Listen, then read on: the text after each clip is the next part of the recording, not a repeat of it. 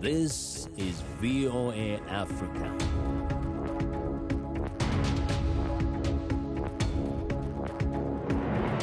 Hello, I'm Esther Githui-Ewart. It's Tuesday, June 1st. Welcome to Africa 54. We continue to work remotely because of the COVID-19 pandemic, but what hasn't changed is our commitment to bringing you the latest and most important news from the African continent and around the world. This is today's Africa 54. Gunmen sprayed bullets at a car carrying a Ugandan government minister in an attempted assassination on Tuesday, wounding the former army commander and killing his daughter and driver, according to an army spokeswoman and local media reports. Local television station NBS reported that 4 attackers on motorcycles opened fire at a vehicle carrying General Katumba Wamala, the Minister of Works and Transport, in the Kampala suburb of Kiasasi. There have been several unsolved assassinations and mysterious deaths of high-profile officials in the East African country in recent years that have fueled speculation about perpetrators and their motivations. At least 55 people were killed overnight in 2 attacks on villages in eastern Congo, according to the United Nations. It is potentially the worst night of violence the area has seen in at least 4 years. The army and a local civil rights group blamed the Allied Democratic Forces, ADF, an Islamist armed group, for raiding the village of Tchabi and a camp for displaced people near Boga, another village. Both are close to the border of Uganda. Houses were burned and civilians abducted, the UN Office for Humanitarian Affairs said in a statement. The ADF is believed to have killed more than 850 people in 2020, according to the United Nations. Former Ivory Coast President Laurent Gbagbo plans to return home on June 17 following his acquittal on charges of crimes against humanity at the International Criminal Court, according to his party. Gbagbo returns could be complicated by an outstanding 20-year sentence given to him in absentia in November 2019 by an Ivorian court for misappropriating funds from the regional central bank. In April, President Alassane Ouattara said Gbagbo was free to return from The Hague, but did not say whether Gbagbo had been pardoned. Gbagbo, who turned 76 on Monday, served as president from 2000 until his arrest in 2011 after his refusal to concede electoral defeat to Ouattara. Somalia's breakaway Somaliland region held its first parliamentary election for 16 years on Monday, in what politicians there describe as evidence of its comparative stability. The region, which broke away from Somalia in 1991 but has not gained widespread international recognition for its independence, has been largely peaceful, while the rest of Somalia has suffered 3 decades of civil war. More than 1 million out of roughly 4 million residents have registered to vote, according to the National Electoral Commission. The parliamentary election had been delayed for a decade by a dispute among the 3 major parties over the composition of the Electoral Commission, which was finally resolved. Morocco and Spain traded new accusations on Monday in a diplomatic row triggered by the Western Sahara territorial issue that led this month to a migration crisis in Spain's enclave in northern Morocco.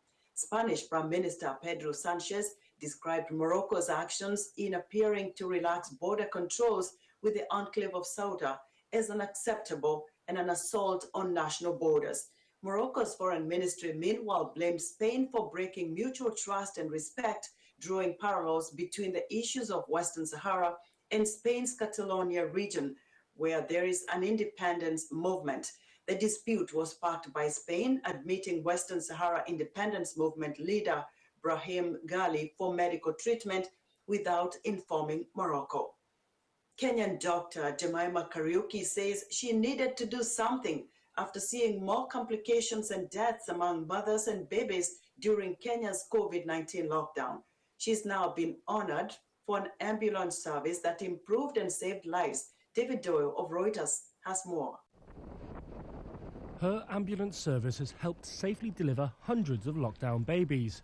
And now Kenyan doctor Jemima Kariuki has been honoured by the World Health Organization. Though the announcement on Wednesday of the Director General's Award for Global Health came as a bit of a shock. So someone calls me and they're like, congratulations. And I'm like, for what? And then they tell me about how I'm trending and I've gotten the award. And I was so overjoyed. I was really so overjoyed. When Kenya imposed curfews last year, Dr. Kariuki, an obstetrician-gynecologist at Nairobi's Kenyatta Hospital, started seeing more deaths and complications for pregnant women.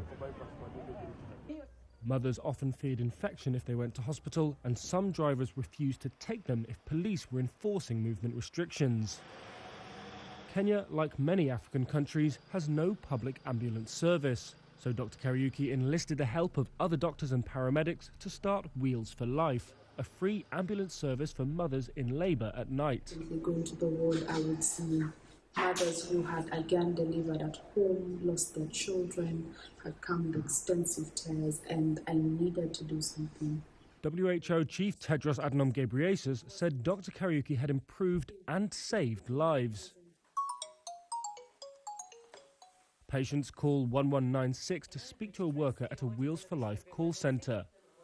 If it's not an emergency, a taxi with an overnight movement pass is dispatched. If it is, the call goes to Rescue.co, an Uber-style subscription-based service for ambulances. Wheels for Life is free and funded through public partners and corporate donors. David Doyle of Reuters with that report. The demand for clean beauty products has increased tremendously in recent years worldwide. These are products that are created without potentially harmful chemicals. Observers say ingredients such as BPA and phthalates found in a variety of beauty products can have a negative impact on people's health and may lead to issues such as hormone disruptions and even cancer. For the past 17 years, a Washington state-based beauty company, Alafia, has been providing American consumers with beauty and personal care products with ingredients grown in Africa. Described as a clean, green, and fair trade beauty company, Alafia was created by Togolese native Oluwonjo Chala with a mission to cultivate beauty, equality, and empowerment in West Africa through the fair trade of indigenous resources and community empowerment projects. Africa 54's Lino Mudu caught up with Oluwonjo Chala to discuss how Alafia's products are contributing to women's wellness and beyond. As many people around the west part of Africa and me coming from Togo, we use Alafia as a greeting. And Alafia is a state of peace, health and peace. And that is what I'm striving to do. In order to reduce poverty and the suffering of the people, we need to have peace and health. And I also feel Alafia need to embody the best of Africa.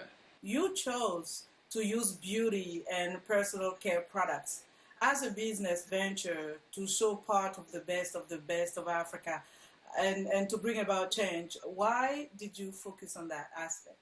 One, we have the skills on how to use it. In the DNA of Alafia is what do we know how to use, how to do, that we're not importing a knowledge from America or from Europe. We already know how to make shea butter. We know how to make coconut oil. Also, I wanted to do something that is preserving our culture. Additionally, it is something that the world needs. Africa can produce products that are natural. The world is shifting away from chemical-based products. So using a natural ingredients that we have indigenous way of making it simply just made sense to me. But it also was feasible. Alafia was not started for the intentions of self-accumulations of income or wealth.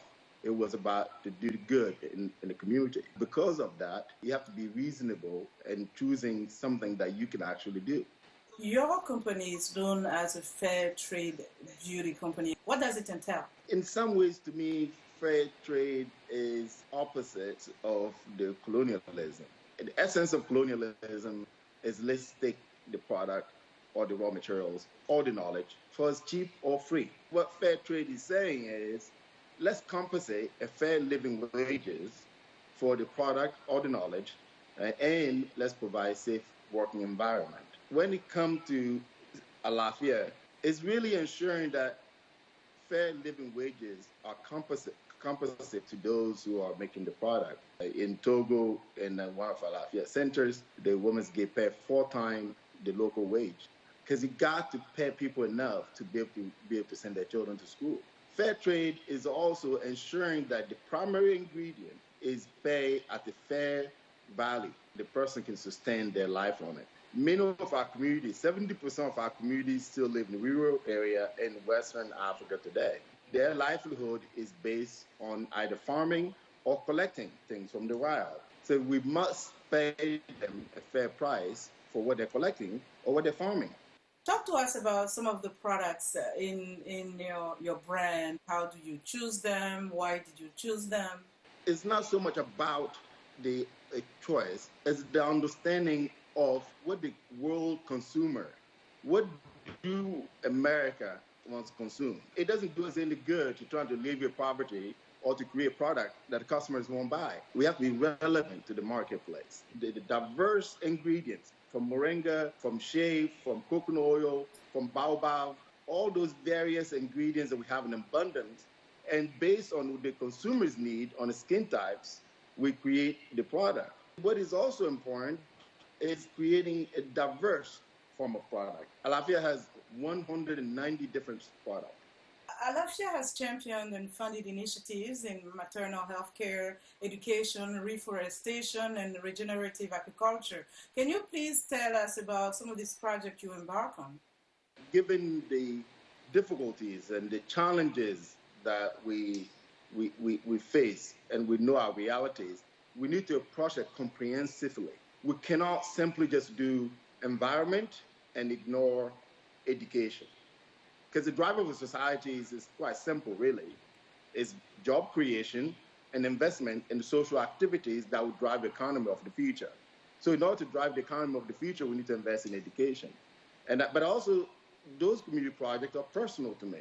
You know, in maternal health, there's a practice that we know in our communities as FGM. My mother went through it.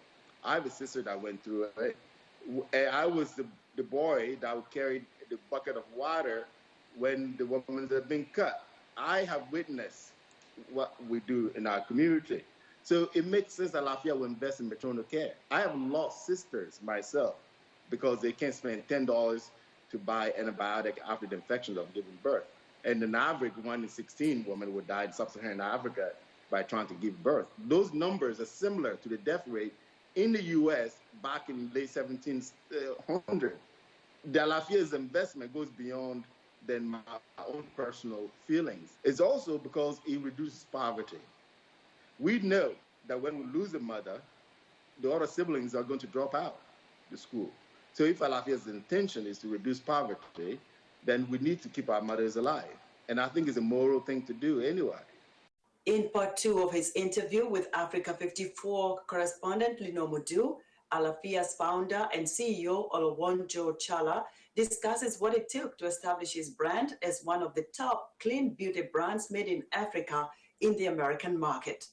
South Asian countries are turning to China for COVID-19 vaccines as India suspends vaccine exports.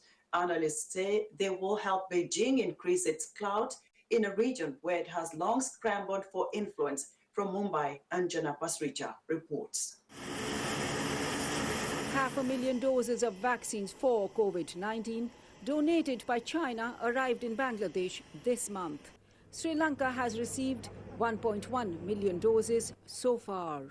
The Chinese shots are helping these South Asian nations restart inoculation programs that floundered after India suspended exports of AstraZeneca vaccines as a second wave of the pandemic created critical shortages. This will really boost our immunization program, and that will really help us to keep the COVID curve down. These countries had initially relied on India, which also donated AstraZeneca vaccines to neighboring countries earlier this year. They had also ordered vaccines from the Serum Institute of India, but India is unlikely to resume exports anytime soon. Now China is filling the gap. Analysts say Beijing's vaccine diplomacy will deepen its footprint in the crucial Indian Ocean region, where it has been wooing countries with its Belt and Road Infrastructure project. Certainly there is going to be this sense of China becoming a very important player for many of these countries. If, again, I would say, if India is not able to pick up some slack after a few months, once things stabilize. Sri Lanka began inoculating its citizens with China's Sinopharm vaccine this month after the World Health Organization granted it emergency approval. That has helped overcome hesitancy about the Chinese shots. The vaccines will add another dimension to China's presence in Sri Lanka, where its many infrastructure projects include building a new port city in Colombo.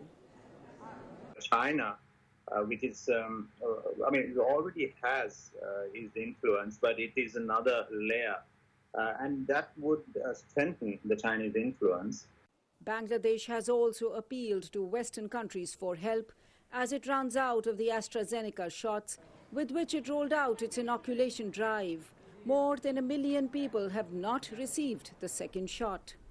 Analysts say it will be crucial for countries like United States, which has pledged to donate 80 million shots to help these nations. The fact that Chinese are able to help countries at this point will go a long way in shaping those countries' memories and remembrances of what happened at a very critical phase in global history. So I think America would do well to respond to some of these issues. Of course, the question is how far and how fast they are willing to go. China has emerged as a large vaccine supplier to many developing countries. Anjana Pasricha for VOA News, Mumbai. We're excited to hear what you think about Africa 54 and the stories we cover. Join the discussion on Facebook. Our address is Africa 54. We're also streaming our broadcast live on Facebook. Please watch and share our show with your friends. Also, check out our headlines 24/7 on voaafrica.com. Still to come, a week of reflection in the U.S. as the city of Tulsa in the state of Oklahoma commemorates the 100th anniversary of a race massacre. We'll be right back. Join me on the next Straight Talk Africa when we'll look at Africa's urban future. As the continent continues to urbanize, how will cities accommodate those flocking there and those who are already there? We'll also talk smart cities in Africa. How smart is the idea itself? And we'll hear what you love and don't love about your city. We'll bring you all of that on the next Straight Talk Africa.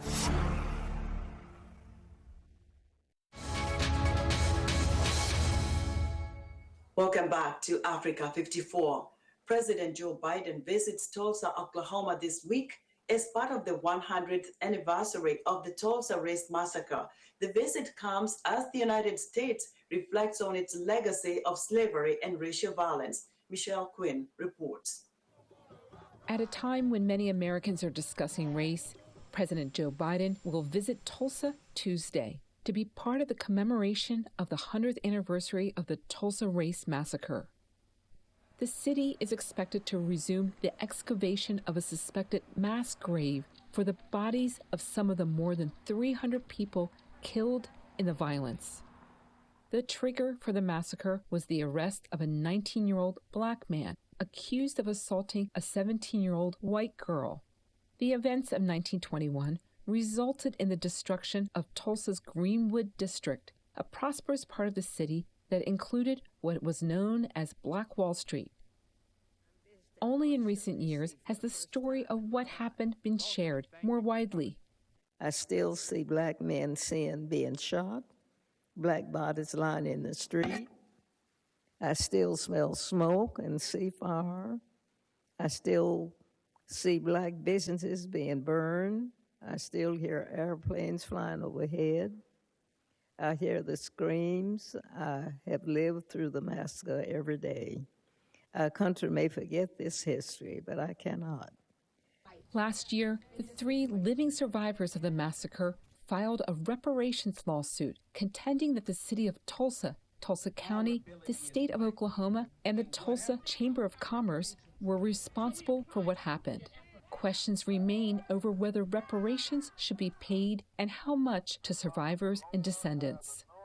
A new museum commemorating the massacre, Greenwood Rising, is opening this week. Plans for a concert were scuttled when negotiations about payments to survivors and descendants reportedly broke down. Some officials say marking the 100th anniversary of the massacre is especially important now, coming a year after the death of George Floyd, a black man, in police custody in Minnesota. The incident sparked months of protests in cities nationwide and around the world and spurred many, including Senator James Lankford from Oklahoma, to consider racial inequities that remain in American life. Little did I know the events dealing with race that would happen in the last 12 months. And the awakening the nation really has had to what is still left undone in the issue of race in America.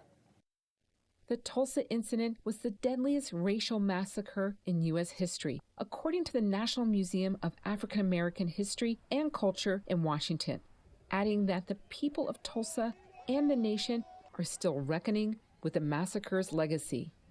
Michelle Quinn, VOA News. U.S. President Joe Biden signed into law hate crime legislation in response to the recent rash of violence against Asian Americans. But residents in Southern California's Little Saigon say racism against Asians is nothing new. VOA's Elizabeth Lee examines the media's recent focus on anti-Asian hate. In Southern California's Little Saigon, Vivian Lee is afraid after watching the news about racist attacks in the U.S. I'm worried about my mom. Police data collected from 16 U.S. cities found a 164% increase in attacks on people of Asian descent in the first quarter of this year compared to the same period in 2020. I don't think there's anything new with the kind of racism that's been targeted at Asian Pacific Islander. I think the only thing that is unique about the situation is that the mainstream media, mainstream community is now talking about it. Whether it's on social media or on the streets, Asian Americans are now talking about racism and being crime targets after years of relative silence. When I was a teenager, my family and I, living in San Jose at the time, were victims to an attempted home invasion robbery. And my parents didn't want to report it to the police because they were afraid of retaliation because they were concerned with the language barrier. Tin Ho came to the U.S. with his parents as Vietnamese refugees. Now a prosecutor, he points to another reason for underreporting attacks: distrust of the government. But now Asian Americans are reporting incidents of racism at higher rates. Since March of 2020, more than 6,600 racist incidents against Asians have been reported to the Stop AAPI Hate website in 12 languages. We don't know necessarily if there's been a surge. We just know it's clearly widespread. Many Asian Americans blame former President Donald Trump's rhetoric on COVID-19 to the Chinese virus for the current spate of racist acts. So the fear, the economic distress, the frustration over being quarantined for an entire year, all that anger and fear is now being directed towards Asians. People have to find a scapegoat. And last year, the administration scapegoated Chinese people. But Asian Americans of all backgrounds, often seen as a monolithic group, have been targets of pandemic-related abuse. But people are using racial lenses to perceive us and then to interact with us. Some Asian immigrants are also examining perceptions within their own communities about other ethnicities. No matter what, there's always going to be this underlying tension of we don't understand them, we don't like them as much because we don't understand them, or they're somehow slightly different. I think at the end of the day, we share a lot more in common than we have differences.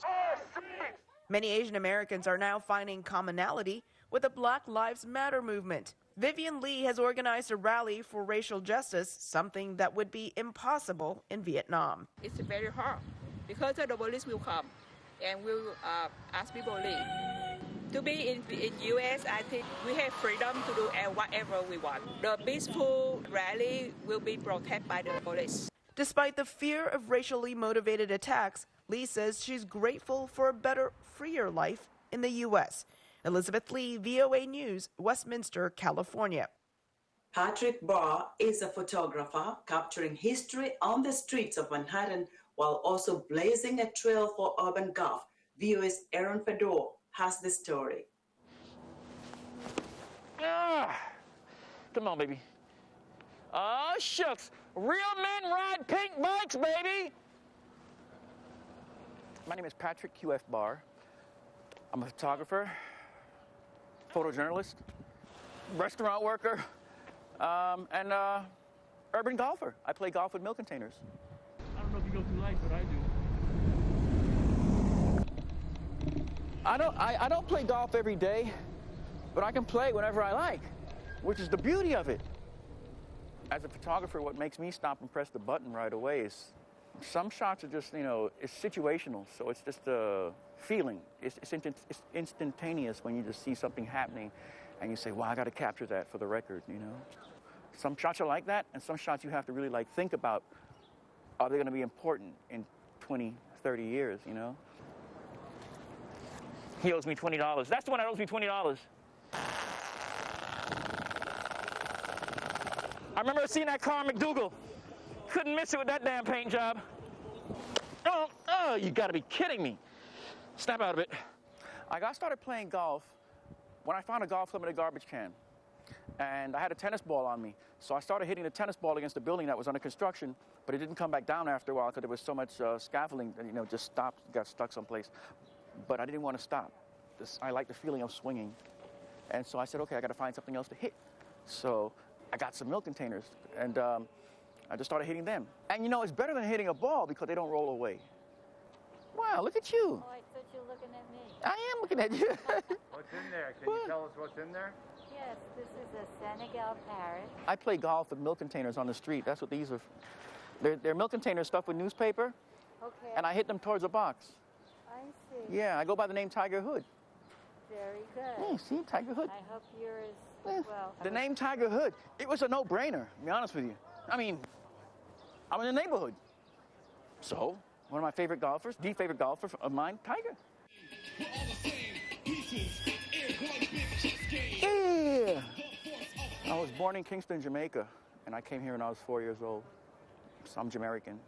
Lived in the Bronx, Brooklyn, Queens, Strong Island for a while. Moved down to Atlanta, Florida, and got homesick for New York, so I came back. Come on, follow me. Come on, you got it, looking good, baby, come on. The rules to street golf are just always be respectful. ABC, always be careful. Thank you, Taka. Beautiful work. Yeah, stay in touch. My ultimate goal is to be a historian, photojournalist. When I take a photograph, it's about truth. What you see is what is. And that's our show for today. Be sure to watch Africa 54 on our website at voaafrica.com. From all of us here in Washington, thanks for watching.